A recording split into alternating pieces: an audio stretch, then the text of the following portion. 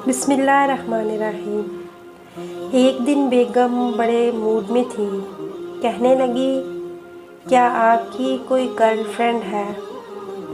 तो मैंने कहा नहीं है। फिर कहने लगी कि आप किसी को ऑफिस में पसंद करते हैं? मैंने कहा नहीं, मैं किसी को पसंद नहीं करता। फिर पूछने लगी, शादी से पहले कोई अफेयर था? मैंने कहा नहीं।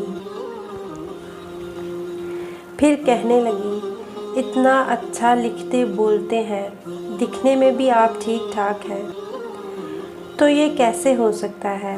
मैंने कहा कि लड़कियां पैसा चाहती हैं और वो मैं किसी गैर पर खर्च करना नहीं चाहता था, इसीलिए मैंने किसी लड़की से दोस्ती ही नहीं की थी।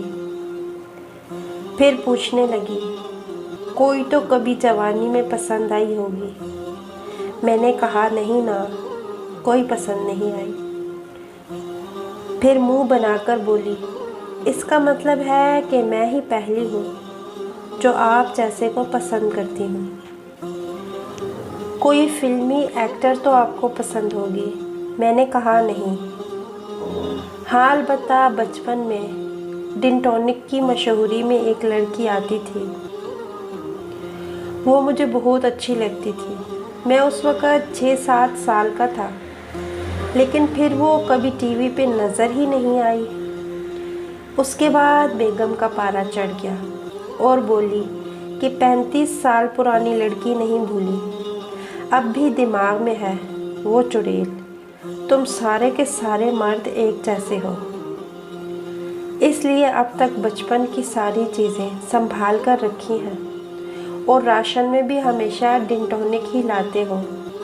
सुबह शाम बच्चों को दांत साफ करने का कहते हो, उस कलमोई की याद ताज़ा करते रहते हो और अक्सर सोचों में गुम रहते हो। सब समझती हूँ।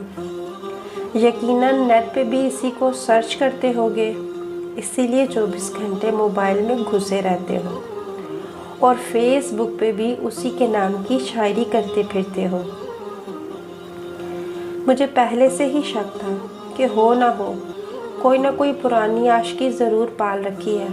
सब समझती हूँ मुझे।